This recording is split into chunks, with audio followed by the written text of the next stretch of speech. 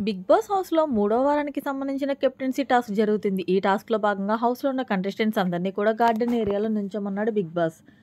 అయితే అక్కడ ఒక యాపిల్ చెట్టు కూడా పెట్టారు. ఇక కెప్టెన్సీ టాస్క్ ఏంటంటే చెట్టు మీద ఉన్న యాపిల్స్‌ని కలెక్ట్ చేసుకోవాలి కొందరు. కలెక్ట్ చేయకుండా డిఫెండ్ చేసుకోవాలి. అయితే ఈ కంటెస్టెంట్స్ ఎవరైతే ఉన్నారో వాళ్ళందరినీ కూడా 3 టీములుగా డివైడ్ చేసేసాడు బిగ్ బాస్.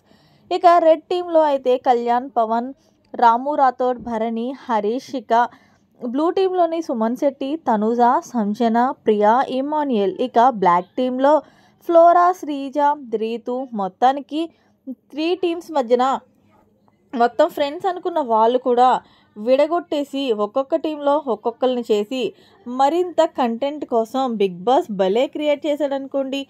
ఫైనల్గా ఈ ముగ్గురు టీముల మధ్య పోటాపోటీగా జరుగుతుంది కెప్టెన్సీ టాస్క్.